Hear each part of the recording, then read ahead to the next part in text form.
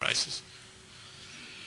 So it's called Wissensbilanz made in Germany. It's probably one of the most successful approaches for small and medium-sized enterprises in the world right now. And therefore, the Ministry of Economics in Japan are starting to see how can we learn from this German approach to apply it to the 17 largest enterprises in Japan. And this might be of value for you here in Bangkok and Thailand. The European Commission has also published a report on this, and you can download that. You have it in your documentation, the website. This summarizes a number of approaches for measuring intellectual capital right now. And I won't go through all of them. I just want to do a quick look into one of them, the one in the middle. It's called IC rating. But you can see that there are the Danish guidelines, you see the Wissensbilanz, you see the IC index, you see the EVA, you see the patent valuation and the brand valuation and the whole subject area of intellectual property. So today it exists a number of approaches. It's up to you to see which one is most appropriate for you. And the IC rating is a kind of benchmark rather than traditional accounting. It takes the components like this. You have human capital in the middle, surrounded by structural capital internally and externally. And then you start to compare. How do you score on these components versus your other colleagues and competitors? And it goes for financial issues, and it goes for some of the other ones as well. So the intangible perspective is actually to look at the situation of the intangibles in 3 dimensions: effectiveness, risk, and innovation. And you benchmark. How effective are you in using the intangibles of Thailand? How effective are you in using the intangibles of your enterprise and your networks? Where's the risk? Is it with your intellectual properties, or is the risk with your brand or with the customers? And how much do you work with the renewal and innovation? Today we have a lot of information, and it goes for this presentation as well. So we need to actually to get a kind of approach where we harmonize a lot of data on the enterprise level. And therefore, that's why this approach of IC rating is a kind of simplified approach where you can see the approach like this. Just imagine you are on the board of directors and get a map like this. And to ask you a question, Eric, if you look at this one, knowing that A is very good, B is medium, C is extremely low, and you get, as a board of directors, a map like this, where is this company failing with a lot of C's? Eric, what do you say? Process as well as intellectual properties. And he gave the response in roughly 2 minutes.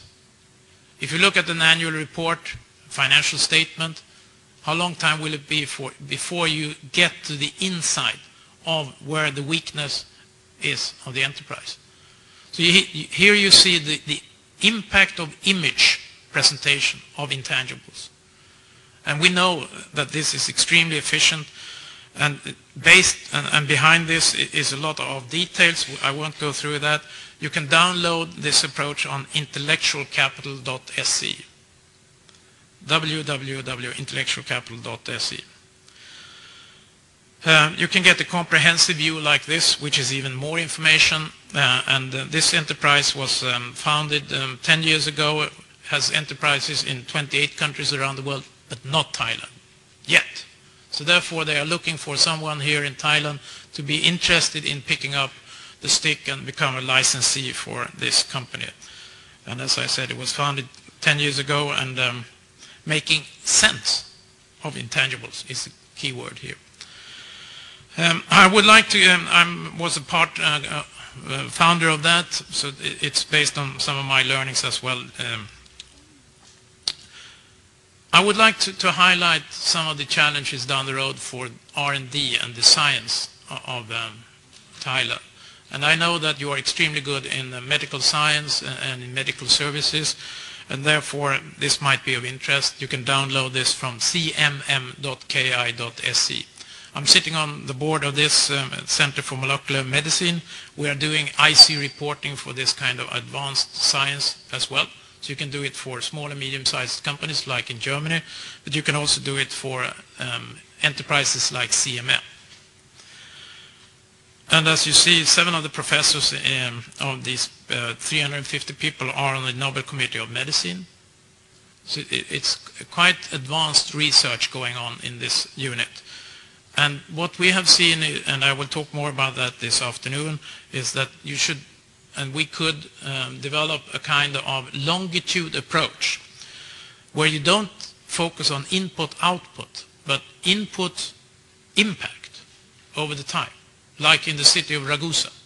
So you have input-output, which is traditional economics, Leontief and some of the other ones, but what's more important is the midterm results and even more the long-term impact. And that is way beyond the accounting cycle.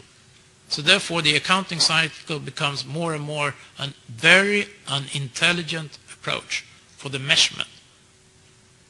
So we need much more innovative approach. And one of the innovative approaches is the networking analysis. We're doing this kind of analysis for this Center for Molecular Medicine, where we see the correlations between the researchers and the publication and the citation and the patent and the new drugs and the new treatments. And of course, you see strong linkages and you see weak linkages and you see zero linkages. So if you are the conductor of the enterprise, you can start to work with improving the networks inside and outside. And this is the value integration of human capital, organizational and relational capital.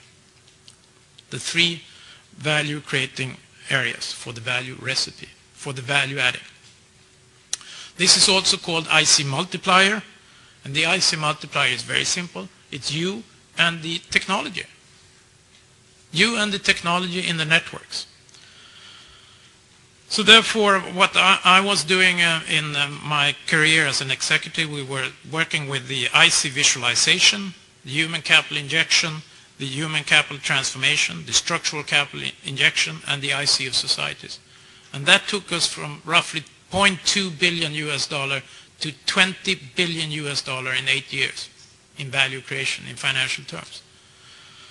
So it's a very simple step-by-step approach. You start to visualize, you start with the recruiting some brains, and then you transform that into structural capital, and then you leverage it off in the external network. And that could also be summarized into these 3 bullet areas: to visualize